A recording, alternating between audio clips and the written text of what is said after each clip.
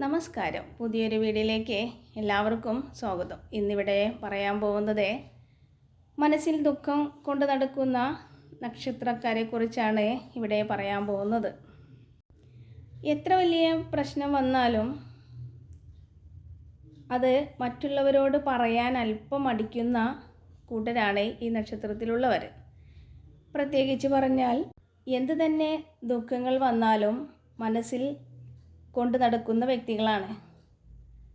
അത്തരത്തിൽ പല പ്രശ്നങ്ങളായാലും ദുഃഖങ്ങളായാലും മനസ്സിൽ കൊണ്ട് നടന്ന് സങ്കടത്തോടുകൂടി മനസ്സ് നീറി കഴിയുന്ന വ്യക്തികളാണ്. എന്നിരുന്നാലും അതിനെക്കുറിച്ചുള്ള ഒരു ചിന്തകളോ വിഷമങ്ങളോ പുറമേ കാണിക്കാത്ത വ്യക്തികളും കൂടിയായിട്ടാണ്. എന്നിരുന്നാലും അവരുടെ മുഖഭാവം നോക്കിയാൽ ഒരു വിഷമവും ഇല്ലാത്തൊരു അനുഭവത്തിലൂടെ വരുന്നതാണ്.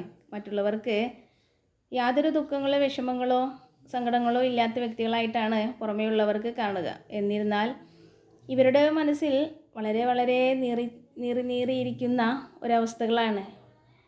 എന്ന് വെച്ചാൽ അവരുടെ മനസ്സിൽ വളരെ സങ്കടത്തോട് എന്നും കരച്ചിലും മനോവിഷമത്താൽ മറ്റുള്ളവരെ കാണാതെ ഇരിക്കാൻ വേണ്ടി കഴിയുന്നതും ശ്രമിക്കുന്ന വ്യക്തികളാണ്.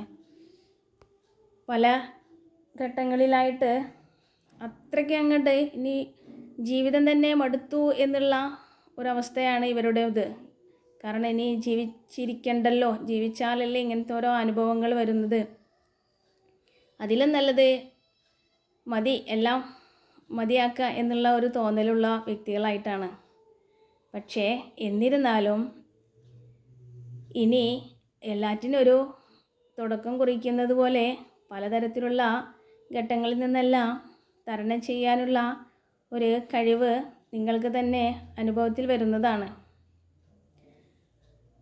എന്ന് വെച്ചാൽ നിങ്ങൾ എന്തു തന്നെ ആഗ്രഹത്താൽ വളരെ ബുദ്ധിമുട്ടിയ സാഹചര്യങ്ങളും പല തടസ്സങ്ങളാലും ആ ആഗ്രഹങ്ങളെല്ലാം ശമിച്ചു എന്ന് കരുതിയ സാഹചര്യങ്ങളിൽ നിന്നെല്ലാം നിങ്ങൾക്ക് വളരെ മാറ്റം സംഭവിക്കാനുള്ള സമയം കൂടിയായിട്ടാണ് കാണുന്നത്.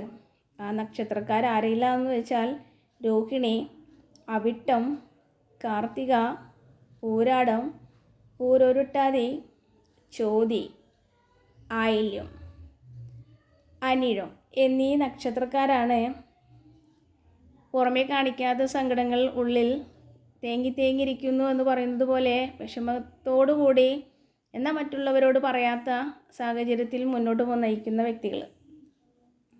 ഇനി അത്തരത്തിലുള്ള സമയത്തിന് ഇനി വിഷമിക്കേണ്ടതായിട്ടുള്ള ഒരു വിഷമവും ഇനി ഉണ്ടാവുന്നതല്ല. കാരണം പലതരത്തിൽ വിജയം നിങ്ങൾക്ക് മുന്നിൽ തന്നെ ഉണ്ടാവുന്നതാണ്. എല്ലാം സർവേശ്വരന്മാർ കാണുന്നുണ്ട്, എല്ലാറ്റിനും ഒരു വഴി തെളിയുന്നതുമാണ്. എല്ലാം ശുഭമായി വരും.